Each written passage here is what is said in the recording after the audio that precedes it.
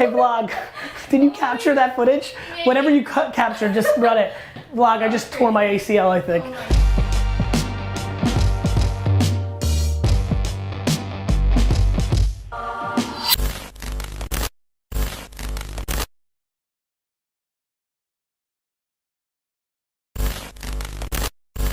So, but yeah, it's the 5th book. I'm excited about it. The Crush It was the biggest book I wrote. Because it's that was the first one. Yeah. So this is the follow-up to it. After the wine book. Yeah, exactly. This is the follow-up to it, and it's just super relevant. Like, it's basically like the first kind of part of it. Part 1 is like just complete mindset. Like, fuck, man. Like, do you understand that if you have $413,000 in college debt, like come from alcoholic parents and like work at like Saks Fifth Avenue, that's still at 7:30 when you get home from your fucking hour-and-a-half commute, still you can take your fucking phone out and do damage for 5 hours, and over the course of 6 years, turn around that ridiculously impossible narrative that you're stuck in. The fact that that's true is batshit crazy. Yeah. When I wrote the first one, people were like, what? Go on YouTube, make a living? Wait, what? Be the king of honey and make 90,000 a year instead of making 72? Like, I think you and I are anomalies. I do not think that somebody in Cincinnati right now who makes 47K working retail can't make 51 being the biggest expert on Star Trek.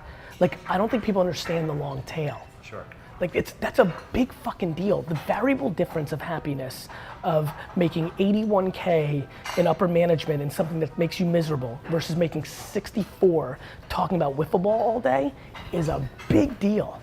To me, it's just about happiness. And I just think that a lot of people don't realize how much they know about a very narrow niche that also has a ton of other people that are into it. And if they understand how to use Instagram, YouTube, Facebook, and podcasting, like, they just can't understand how much money there is. Yeah.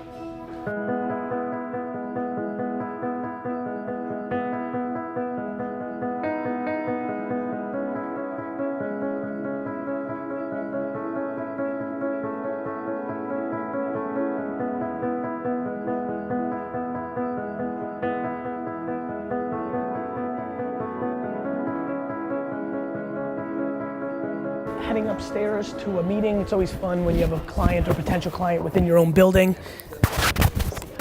I think I need to kind of figure out that What? world I want to go into is so huge and it's getting really cluttered and it's getting really like just like inauthentic. Can I give you a quick piece of advice? Please. Every world is like that. Yeah. Don't let that cripple you. Yeah. And go narrow to what makes you pop. Right.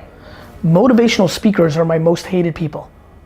Hated by other people? I hate them. Oh. Yet I get categorized in that world all the time. Right. But I'm not crippled because I know that I'm not trying to do the wrong thing. Right. Right. Or So you're not trying to do whatever. The wrong thing. Yeah. This is forget about that.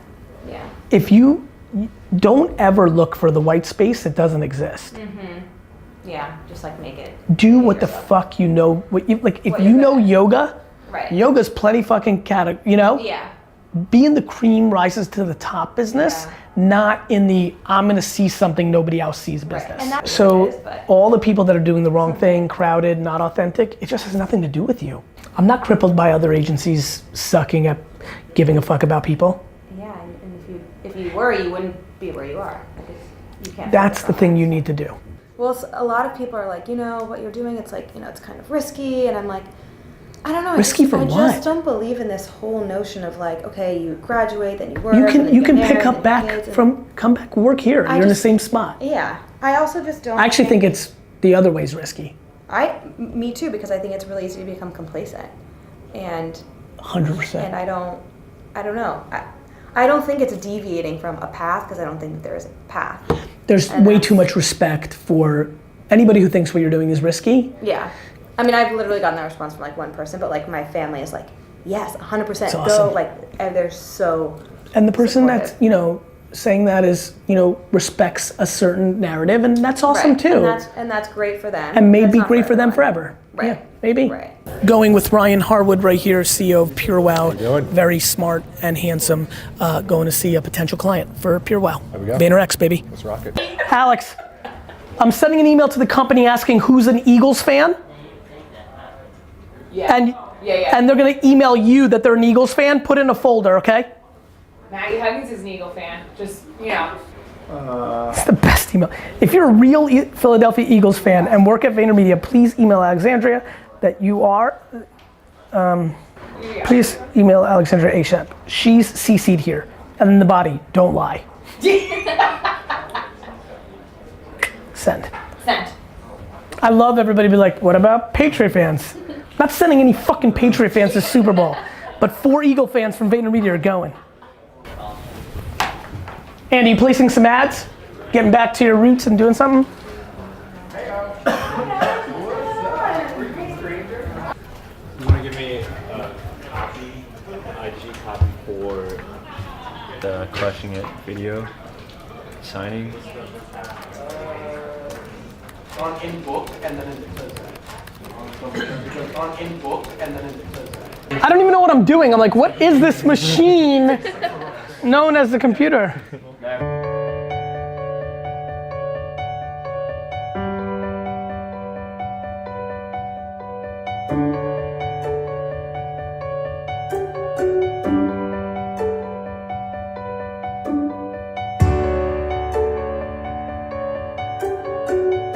My guy. How you doing, man? I've been looking forward to this, man. I've been looking forward to it. What's up, man? Number 1 in Atlanta. I fuck with you heavy as fuck. Like I'm putting. I think you guys know. I'm putting you on blast. Like I'm on the record of who I think is next, and it's you, because I have that like. I know my ear, which is like I don't think I'm anything. Like I don't even like to talk to music people about music, but I know me, and I know like. I just know. Kind of honestly, on a very serious note, man, I really think you've got the absolute exact right thing for what's about to happen. I just think you need to, my big thing is collaborations and volume. Like you guys do you, that's always my thing. Like to me, I just want you to do more shit. Like, like artists always like, it's always tricky with my advice to artists because I want more volume and artists can run like, they don't want to dilute it. They want it to be like, I have empathy, but I know it's right. Cause here's what people don't understand with volume. They remember the hits, they forget the other shit. You don't have the potential to suck. You understand that, right? Like if I was like, hey, do you understand what I mean? Like if I was like, yo, you have to put out 100 songs in a row, your weakest one of those 100, in my opinion, isn't gonna be weak enough to fuck you up. And the upside of 100 fucking at-bats, I believe in that shit.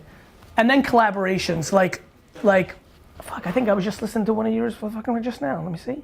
This would be great. Yep. Yeah, this is literally what I'm listening to. Yeah, like like this, like as many of those as possible.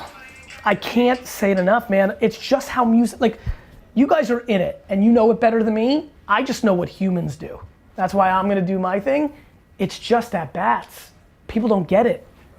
It's just tomorrow's song that changes everything. I think people would want to know, because all his music is so personal and it's so motivational. I get, that's why I like it. That's why you like it. That's why I like Russ, because he's competitive and chip on the shoulder. Like it's all based on versions of my own personality. It's so smooth, and it's like, you perform that to a live ass crowd, and it's a smash. You're talking truth. It's real, and you're not scared to go into territories that don't look the part. That's it. And then like I be speaking like third person. Mm-hmm. I got a song called "Money Don't Change You" on CD3, mm-hmm. and it said, "I hope the money don't change you," and I ain't talking to like nobody else but myself. You know what's fun? You know what's funny about that? One of my favorite things I say ever, and I say a lot of shit, is money doesn't change you, it just exposes you. Right. Like I'm not, like I said this to Crit, like I'm not like a real music guy. The reason I fuck with you is what you're saying. Right. Like I like the story. I like that you're going to places that I think are vulnerable and truth, because that guy will and that girl will always win. That's what people don't understand about Pac and Biggie. Go, like, actually go back and listen to Pac and Biggie. Real life. They were talking about, like, you guys are youngsters, like, you don't understand, like, Brenda's got a baby, like, that was ridiculous.